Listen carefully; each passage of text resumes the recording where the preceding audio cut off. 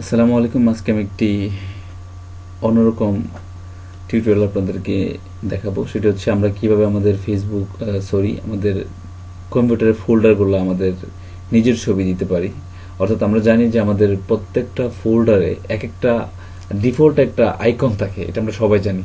তো আমি চাই আমার প্রত্যেকটা ফোল্ডার একটা ফোল্ডার একভাবে হোক, অর্থাৎ গানের ফোল্ডার গানের মতন করে হোক, মিউজিক ভিডিও ফোল্ডার মিউজিক ভিডিওর মতন করে হোক। আমি আমার ইচ্ছে অনুযায়ী ফোল্ডার বানাবো এবং ইচ্ছে অনুযায়ী ফোল্ডারের আইকন দিব। ধরুন এখানে সাদ্দাম টেক আমার যে ইয়েটা, আমি এখানে আমার একটা ছবি, এই যে অ্যাকাউন্ট আপনি দেখতে পাচ্ছি, অ্যাকাউন্টটাতে আমি আমার ছবি দিব। এভাবে আপনি আপনার ইচ্ছে মতো একটা পারলে আপনি সবগুলো পারবেন। তাহলে চলুন আমরা দেখাই। এখানে আমার একটা ছবি আছে, ছবিটা আমি প্রথম ওপেন করব এডিটে দিয়ে।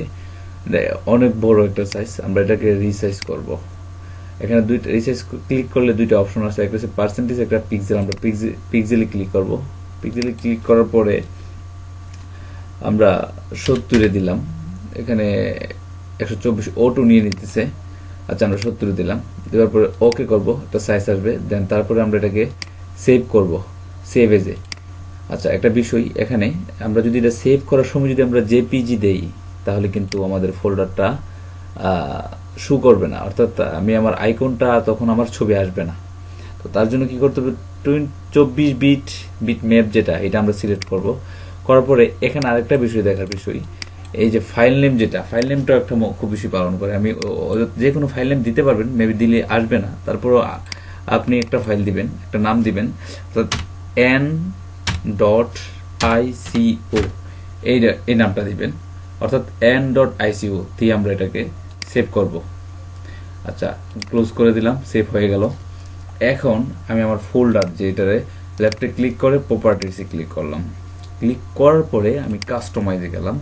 দেন তারপরে চেঞ্জ আইকন, সর্বশেষ যে অপশনটা আমরা দেখতেছি পাশে, তার যে আইকনটা আছে, এখানে চেঞ্জ আইকনে ক্লিক করব। করার পরে একটা অপশন আসবে, এখানে অনেকগুলো অপশন। আমরা ইচ্ছে করলে এখানে যে আইকনগুলো দেওয়া আছে, সেই আইকনগুলো ইচ্ছে করলে আমরা লাগাতে পারবো। তারপরে আমি আমার ইচ্ছে অনুযায়ী ছবিটা যেটা দিব, তার জন্য আমাকে কি করতে হবে, ব্রাউজে ক্লিক করতে হবে। ক্লিক করার পরে দেখেন যে ফোল্ডারে আমি ছবিটা রাখছি, সেই ফোল্ডারটা চলে আসছে, ছবিটা অলরেডি চলে আসছে। তারপরে আমি ওপেনে ক্লিক করব, ওকে দিব। অ্যাপ্লাই করার সাথে সাথে ওইখানে পরিবর্তন হয়ে যাবে। তারপরে ওকে দিয়ে দিব। দেখেন আমার ফোল্ডার আইকন কিন্তু চেঞ্জ হয়ে গেছে।